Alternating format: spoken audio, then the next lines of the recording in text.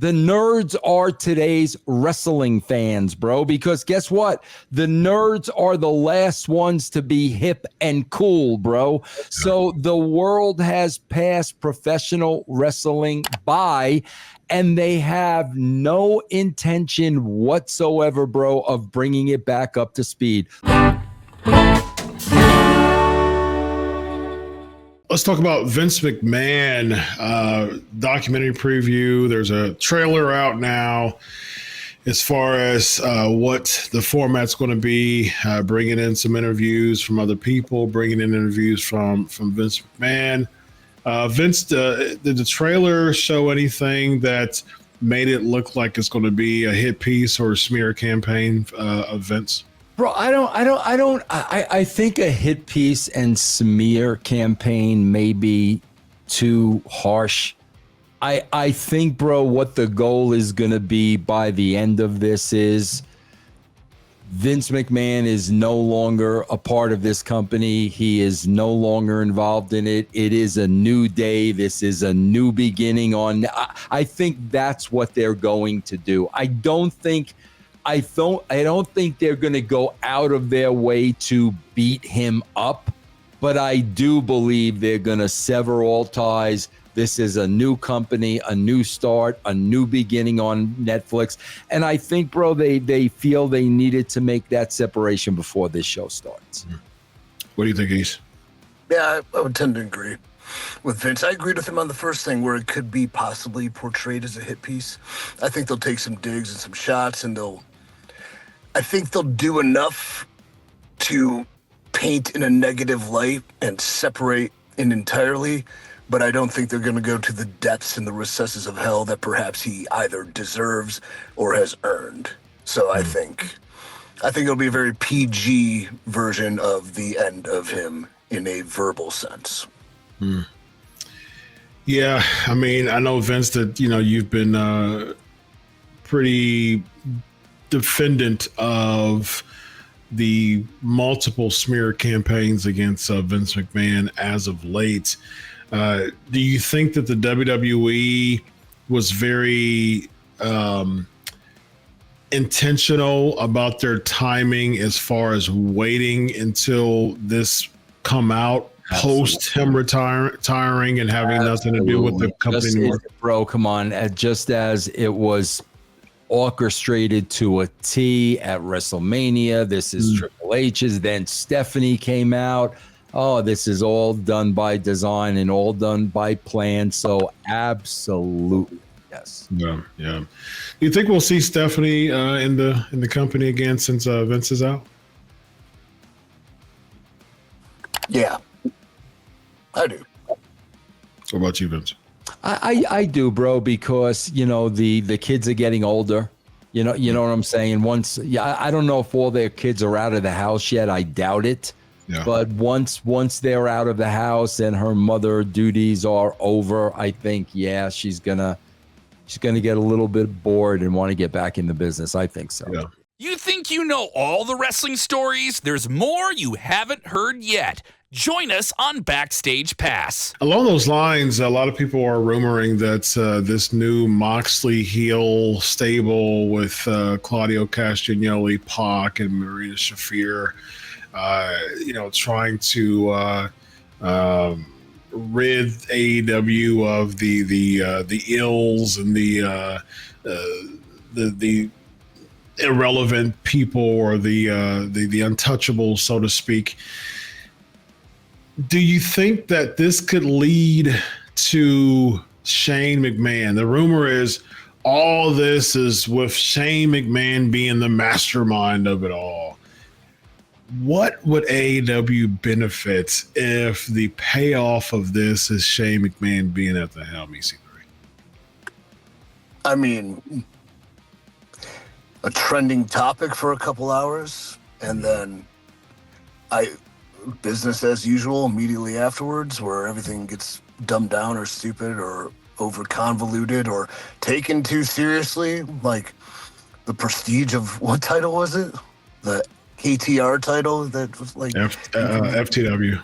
Oh yeah, prestigious. There's 18 titles. There's no prestige. Like It's the participation trophy of companies. Yeah. No, I think it would be, first off, it's wishful thinking and, smart mark booking and, wishing something into existence.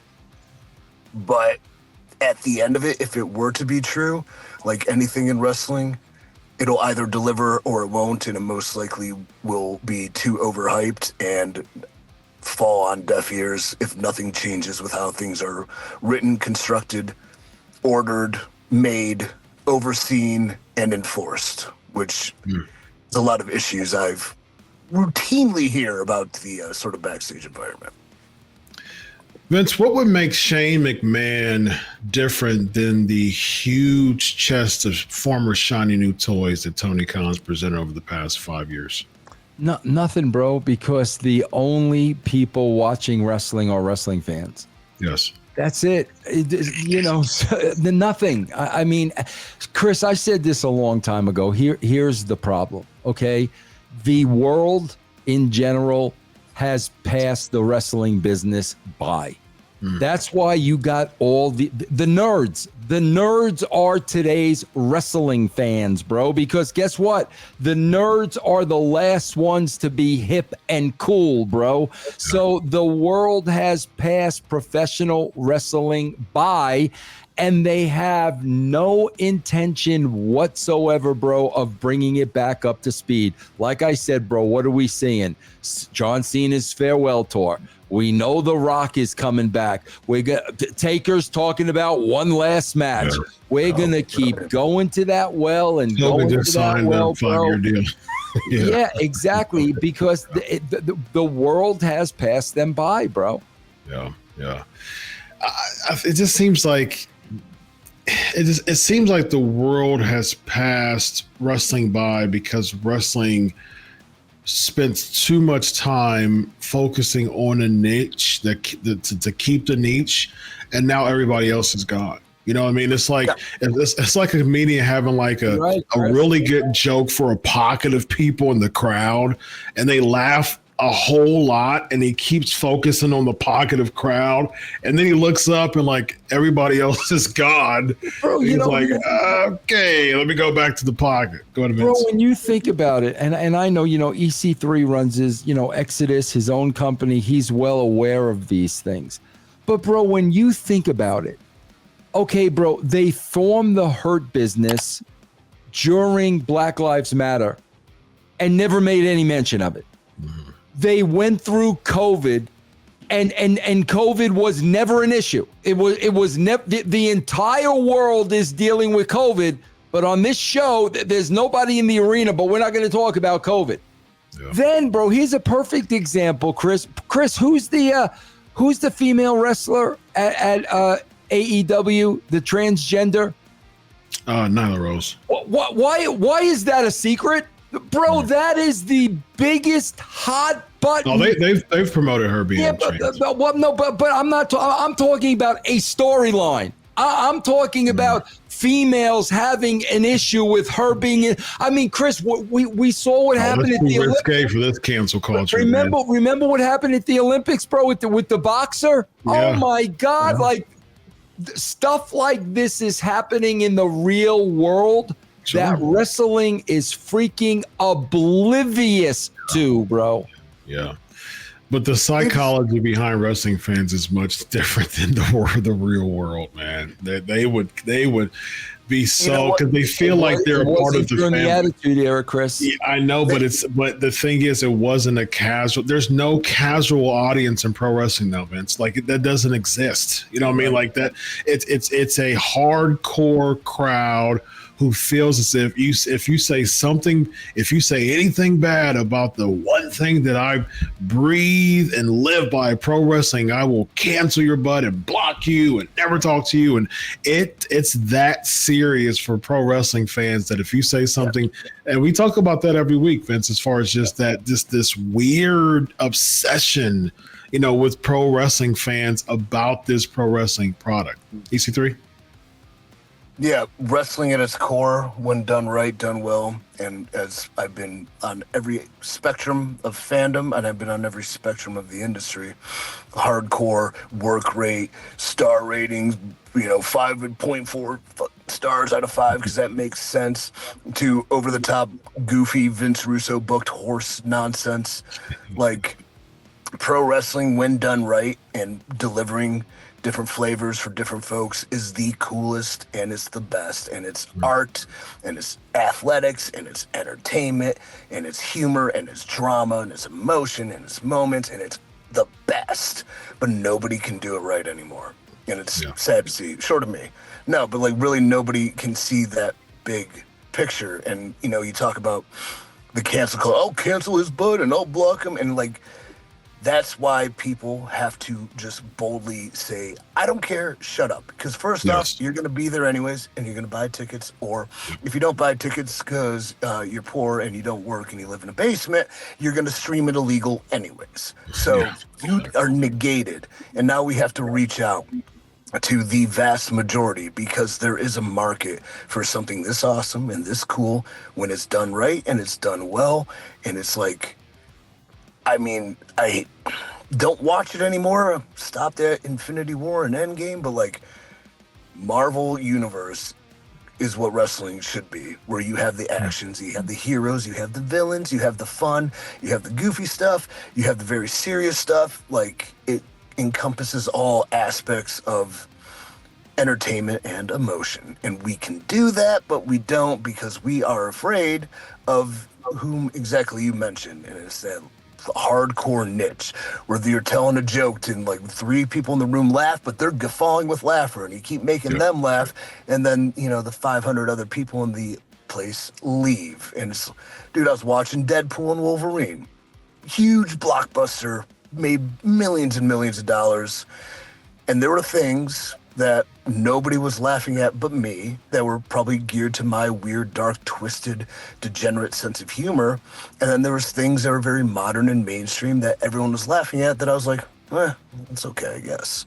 So encompassing all of that, and it's so possible if people can just think outside that niche and the box and just try something. Or they've already made their money. As Vince said, the money's in the bank. They have 5 years. Some other sucker's going to be on the other end of it. He's absolutely right. It's like when WWE went to Fox. They tried to blow the roof off with the first episode of SmackDown. I think this one they did Brock Kofi too on Fox. And then it had a number, but like Fox expected, I don't know, I think double it. But it didn't matter because they had 5 years, and they're like, well, we'll try, but we can coast, because maybe we'll turn it up in 3.5 years if we really feel like some pressure to deliver another big ass deal.